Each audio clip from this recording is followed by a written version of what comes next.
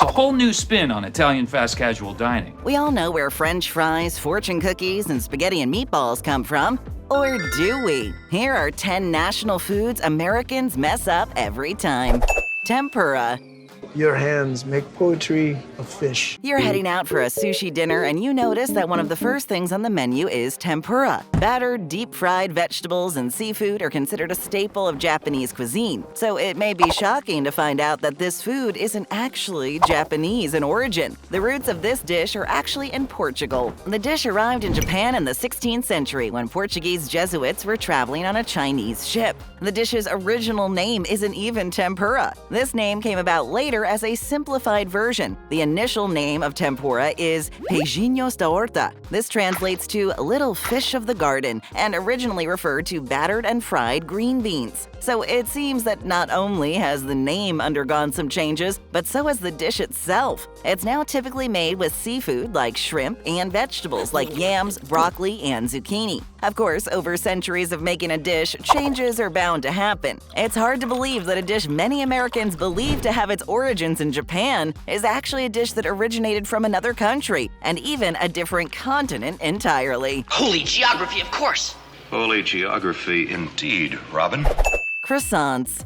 Un pain au chocolat. Croissants are a quintessentially French baked good, or so many Americans would believe. But this food is from another nation entirely, though not a continent away like the case of tempura. The roots of croissants can be traced back to Austria. The baked pastry wasn't introduced to Paris until the early 1800s when an Austrian baker opened up a bakery in Paris and introduced the city to Austrian crescents. Of course, these crescents are quite different from the croissant. They aren't made with the same puff pastry, but they do have the same shape and layers of dough rolled together to deliver half-moon-shaped baked goods. Poisson, poisson, poisson! The French introduced the puff pastry to the Austrian crescent baking process, and as time went on, this became the commonly recognized version of what a croissant looks like. With the baking adaptations the French made to this traditional Austrian food, it's easy to understand why so many would believe that its roots belong in France. But the truth is, that isn't the case. So maybe the dream of eating croissants in Paris in view of the Eiffel Tower should actually be a dream to have croissants in Austria in view of the Hofburg Palace.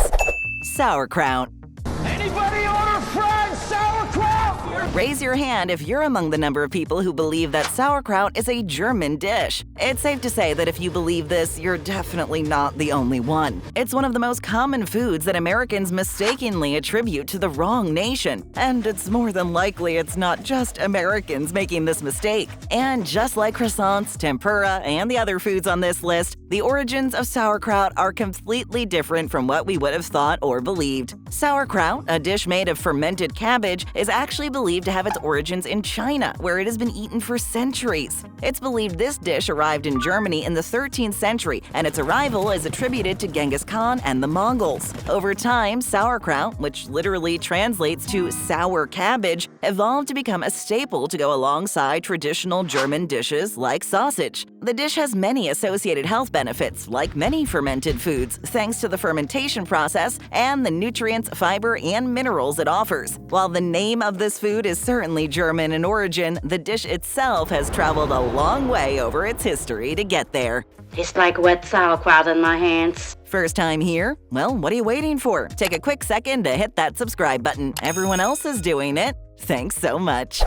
French fries.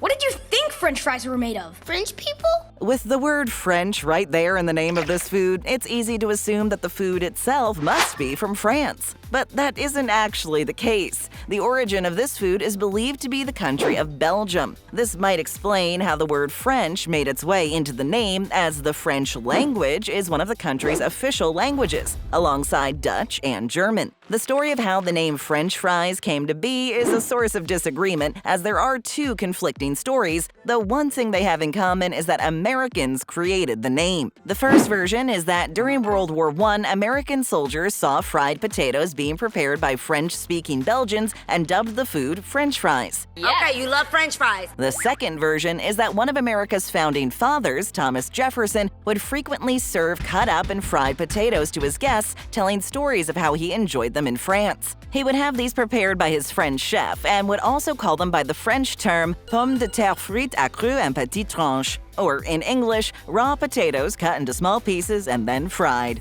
Given that the food was surrounded by stories of France, prepared by a French chef, and referred to in French, in this story, it's not surprising that the dish would eventually be given the name French fries, which is far less wordy and much easier to say. As to which story is the true one, no one can say for sure. But given that the word French is in there, it's no surprise at all that so many Americans believe this dish has its origins in France. Fortune cookies.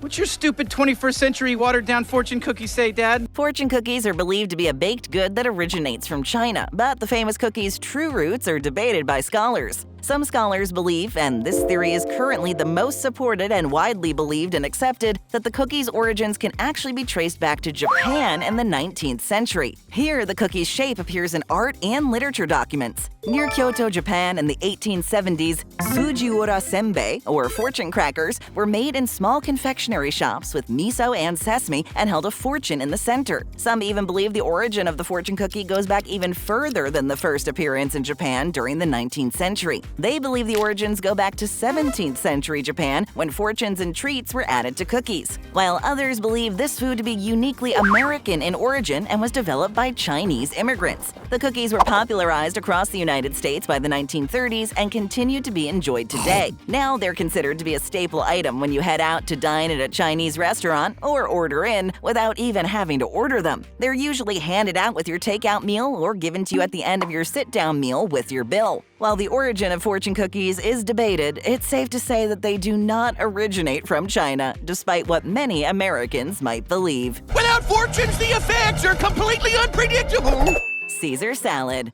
Caesar you later. Caesar salad is one of those dishes that most people believe is American or Italian. After all, it's always available at Italian and American-style restaurants. But would you believe that this salad is actually from Tijuana, Mexico? It was created by an Italian immigrant living in Tijuana. This dish made its debut and became popularized in Mexico thanks to chef Cesar Cardini in the early 1920s. The salad and the chef made their way to fame primarily because of Prohibition, which had Americans heading over the border to avoid the alcohol restrictions in place back home. Because of this, Chef Cardini's restaurant became widely known and popular for Americans hopping over the border. Well, she didn't buy the big salad. I bought the big salad. In fact, the restaurant was so widely known that famous author and chef Julia Child has memories of her parents being excited to visit Tijuana and going to the restaurant. She's quoted as saying that one of her early memories of restaurant life was going to Tijuana in 1925 or 1926 with her parents, who were wildly excited that they should lunch at Caesar's restaurant. Chef Cardini originally created this now staple salad option out of the ingredients he had on hand at the time. The original ingredients he used were romaine lettuce, croutons, boiled eggs, garlic, olive oil, and Worcestershire sauce. Oh, and you can thank his brother for adding anchovies to the mix 2 years later. So even though many think about Italy or the United States when they hear Caesar salad, they should actually be thinking of Tijuana, Mexico instead. Cheesecake. Are you eating the cheesecake without me? Cheesecake is a go-to dessert and favorite for many people, and because of the popular New York-style cheesecake, it's commonly believed that New York is where this dessert originates. But cheesecake is a dish that has actually been around for centuries, dating back to ancient Greece and Rome. In ancient Greece, cheesecake was made with cheese curds and honey in molds. In ancient Rome, they made cheesecake into loaves. These loaves were called placenta, but nowadays that word isn't a very appealing name for a dessert, or for any food in general. Of course, New York should be given some credit for cheesecake, since this is where the style made with cream cheese originates. It was created by the chef Arnold Rubin in 1929. And yes, if you guessed based on the last name, this is the same chef who created the Reuben sandwich. Reuben's style of cheesecake has become a favorite among cheesecake lovers. And while many Americans would like to stake a claim on cheesecake being from their country, and let's be honest, who wouldn't want that? This dish is one that actually originates from the ancient world. I bought you some cheesecake. Red pasta sauce, aka tomato sauce.